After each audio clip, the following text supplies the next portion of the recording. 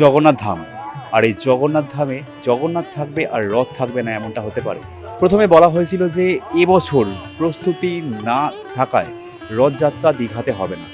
কিন্তু অক্ষয় তৃতীয়া দিন যেদিন রথের প্রথম কাঠ তৈরি করা হয়, চাকা তৈরি করা হয়, সেদিন কিন্তু দীঘার জগন্নাথ মন্দিরে আপনারা দেখতে পাচ্ছেন যে এইখানে পুরো রথ তৈরি, অর্থাৎ প্রথম বছরের জন্য রথ আগে থেকেই তৈরি।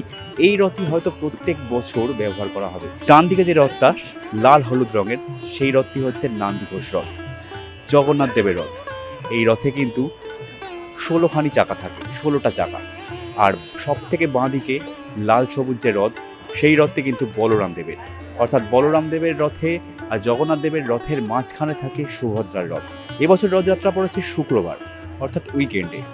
দীঘা উইকেন্ডের জন্য বাঙালির কাছে সবসময় মনোরম জায়গা।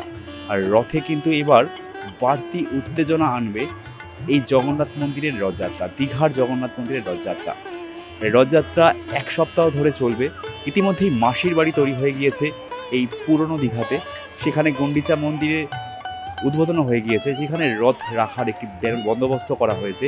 এই রথে কিন্তু এই রাস্তা থেকে, যে রাস্তা সাজানো হয়েছে, সেখান থেকে রশি টেনে, দড়ি টেনে এই রথকে নিয়ে যাওয়া হবে মাসির বাড়ি। মাসির বাড়িতে 6 দিন রথ রাখা হবে।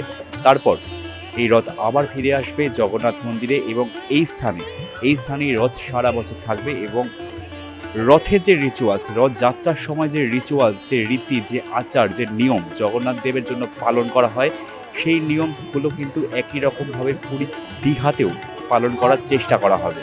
অভিষেকের সঙ্গে উৎসব, এডিটর জি বাংলা, দীঘা থেকে।